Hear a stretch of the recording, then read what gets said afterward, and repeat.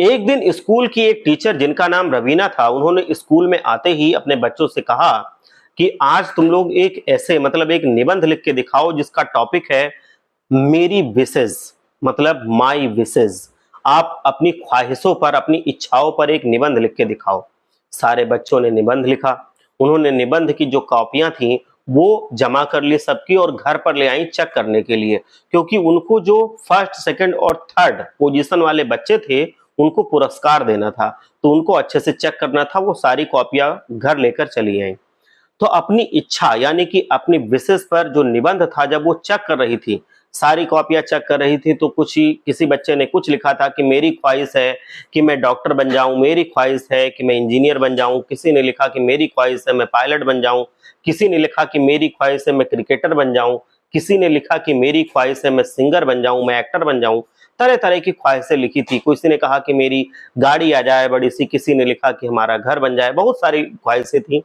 लेकिन एक कॉपी जब उन्होंने चेक करना स्टार्ट किया, तो जैसे पहला सेंटेंस पढ़ा तभी वो भाव विभोर हो गई, और धीरे धीरे जैसे वो चेक करती गई उनकी आंखों से आंसू निकलने लगे।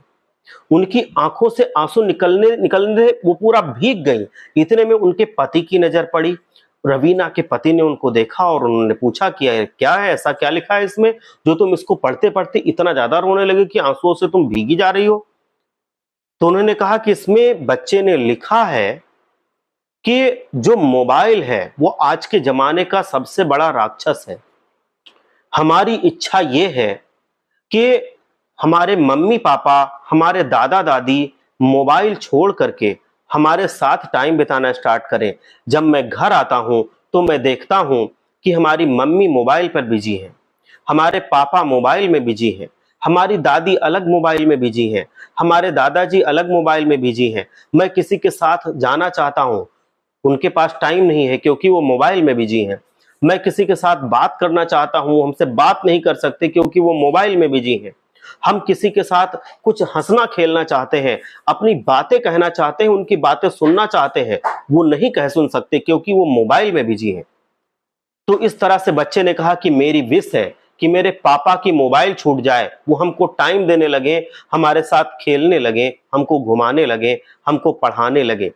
हमारी विश है कि हमारे मम्मी की मोबाइल छूट जाए, वो हमारे साथ दो बोली हंसी खेल की बोल दें, वो प्रेम से हमारे साथ व्यवहार करें, वो हर बात बात में हमें ना डांटें, हमारे साथ वो कुछ किचन में काम कर ले, हमको भी अपने साथ रख ले।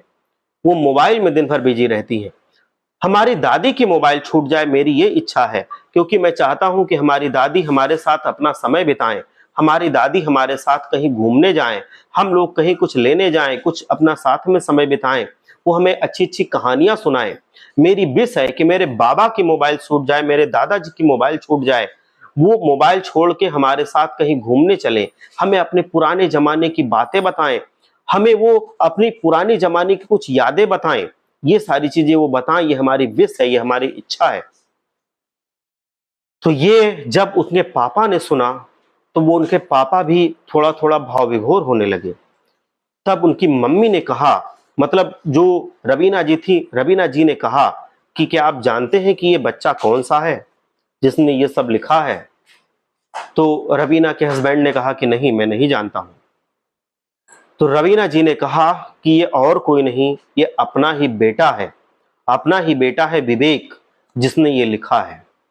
अपनी ही बेटे विवेक की ये ऐसे है जिसको मैं चेक कर रही हूँ, उसने ही ये लिखा है हमारे बारे में, आपके बारे में, हमारे सास ससुर के बारे में, कि हम लोग हमेशा मोबाइल में बिजी रहते हैं और इसी वजह से हम लोग ये अपने बच्चों को टाइम नहीं दे पाते हैं, और हमारे बच्चे कितना दुखी हैं ये वो कह नहीं पाते, लेकिन उन्होंने लिख के बताया है। और यही सच्चाई है आजकल दुनिया में कि लोग अपनी मोबाइल में बिजी रहते हैं, अपने घर में अपने रिश्तों को टाइम नहीं दे पाते हैं।